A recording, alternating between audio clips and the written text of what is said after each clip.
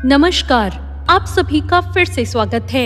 आइए सुनते हैं सावन मास महात्म का 11वां अध्याय रोटक तथा उदुम्बर व्रत का वर्णन। सनत कुमार बोले, हे देव, श्रावण मास के वारों के सभी व्रतों का वर्णन मैंने आपसे सुना, किंतु आपके वचनामृत का पान करने से मेरी तृप्ति नहीं हो रही। हे प्रभु, श्रावण मास के समान अन्य कोई मास नहीं है, मुझे ऐसा प्रतीत होता है, अतः आप तिथियों का महात्म बताइए। ईश्वर बोले, हे सनत कुमार, मासों में कार्तिक मास श्रेष्ठ है, उससे भी श्रेष्ठ मास माघ को कहा गया है। उस माघ से भी श्रेष्ठ वैशाख है और उससे भी श्रेष्ठ मार्गशीर्ष है, जो हरि को अत्यंत प्रिय है। विश्वरूप भगवान से उत्पन्न होने से ये चारों मास मुझे प्रिय हैं, किंतु 12 मासों में श्रवण तो साक्षात शिव का रूप है। हे सनत कुमार, श्रावण मास में सभी तिथियां व्रत युक्त हैं, फिर भी मैं उनमें प्रधान रूप से कुछ उत्तम तिथियों को आपसे बता रहा हूँ। सर्वप्रथम मैं तिथियों तथा वार से मिश्रित व्रत आपको बताता हूँ। श्रावण मास में जब प्रतिपदा तिथि में सोमवार हो तो उस महीने में 5 सोमवार पड़ते हैं। उस श्रावण मास में मनुष्यों को रोटक नाम का व्रत करना चाहिए। यह रोटक नाम का व्रत 3.5 महीने का भी होता है। यह लक्ष्मी की वृद्धि करने वाला तथा सभी मनोरथों की सिद्धि करने वाला है। हे मुने, मैं उसका विधान बताऊंगा, आप सावधान होकर सुनिए। श्रावण मास के शुक्ल पक्ष में प्रतिपदा तिथि को जब सोमवार हो तो विद्वान लोग प्रातः काल में ये संकल्प करें, मैं आज से आरंभ होकर रोटक व्रत करूंगा। हे सुरश्रेष्ठ, हे जगत गुरु, मुझ पर कृपा कीजिए। उसके बाद अखंडित बेलपत्रों, तुलसी दलों, नीलोत्पल कमल पुष्पों, कहलार पुष्पों, चंपा तथा मालती के पुष्पों, कोविंद पुष्पों, आक के पुष्पों, उस ऋतु तथा काल में होने वाले नाना विधि अन्य सुंदर पुष्प, धूप दीप नैवेद्य तथा नाना प्रकार के फलों से शूलधारी महादेव की प्रतिदिन पूजा करनी चाहिए।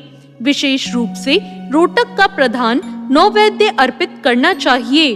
पुरुष के आहार प्रमाण के समान 5 रोटक बनाने चाहिए। बुद्धिमान को चाहिए कि उनमें से 2 रोटक ब्राह्मणों को दे, 2 रोटक का स्वयं भोजन करे और 1 रोटक देवता को नैवेद्य के रूप में अर्पित करे। बुद्धिमान को चाहिए कि शेष पूजा करने के अनंतर अर्घ करे। केला, नारियल, जंबीरी, नींबू, बीज पूरक, खजूर, ककड़ी, दाख, नारंगी, बिजौरा, नींबू, अखरोट, अनार तथा अन्य जो भी वस्तुएं ऋतु में होने वाले फल हों, वे सभी अर्घदान में प्रशस्त हैं। उस अर्घदान का फल सुनिए।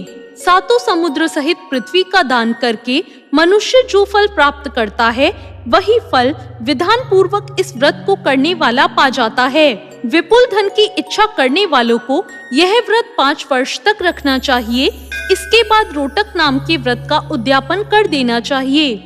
उद्यापन कृत्य के लिए सोने तथा चांदी के 2 रोटक बनाएं।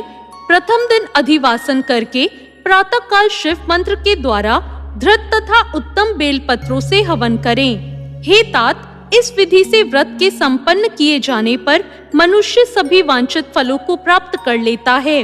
हे सनत कुमार, अब मैं द्वितीया के शुभ फल का वर्णन करूंगा, जिसे श्रद्धा पूर्वक करके मनुष्य लक्ष्मीवान तथा पुत्रवान हो जाता है। औदुम्बर नामक यह व्रत पाप का नाश करने वाला है। शुभ महीना सावन का महीना है। वो आने पर द्वितीय तिथि को प्रातःकाल संकल्प करके बुद्धिमान को विधि पूर्वक व्रत करना चाहिए। इस व्रत को करने वाला स्त्री हो या पुरुष, वह सभी संपदाओं का पात्र हो जाता है। इस व्रत में प्रत्यक्ष गूलर के वृक्ष की पूजा करनी चाहिए, किंतु गूलर वृक्ष न मिलने पर दीवार पर वृक्ष का आकार बनाकर इन 4 नाम मंत्रों से उसकी पूजा करनी चाहिए। हे उदंबर, आपको नमस्कार है। हे हेम पुष्प, आपको नमस्कार है। जंतु सहित फल से युक्त तथा रक्त अंड तुल्य फल वाले, जंतु सहित फल से युक्त तथा रक्त अंड तुल्य फल वाले आपको नमस्कार है। इसके आदि देवता शिव तथा शुक्र की भी पूजा गूलर के वृक्ष में करनी चाहिए। इसके 33 फल लेकर 3 बराबर भागों में बांट लेना चाहिए। इनमें से 11 फल ब्राह्मण को प्रदान करें, 11 फल देवता को अर्पण करें और 11 फल का स्वयं भोजन करें। उस दिन अन्न का आहार नहीं करना चाहिए। शिव तथा शुक्र का विधिवत पूजन करके रात में जागरण करना चाहिए।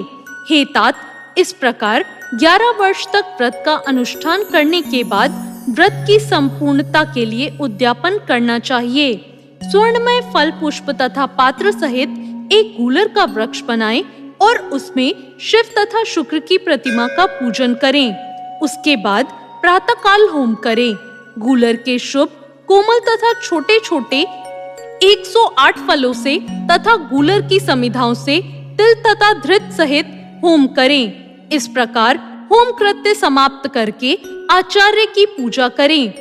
उसके बाद सामर्थ्य अनुसार 100 अन्यथा 10 ब्राह्मणों को ही भोजन कराएं। हे वत्स्य, इस प्रकार व्रत किए जाने पर जो फल होता है उसे सुनिए। जिस प्रकार यह गूलर का वृक्ष बहुत जंतु युक्त फलों वाला है, उसी प्रकार व्रत करता अनेक पुत्रों वाला होता है और उसके वंश की वृद्धि होती है। यह व्रत करने वाला स्वर्णमय पुष्पों से युक्त वृक्ष की भांति लक्ष्मीप्रद हो जाता है। हे सनत कुमार, आज तक मैंने किसी को भी यह व्रत नहीं बताया। गोपनीय से गोपनीय इस व्रत को मैंने आपके समक्ष कहा है। इसके विषय में संशय नहीं करना चाहिए और भक्ति पूर्वक इस व्रत का आचरण करना चाहिए।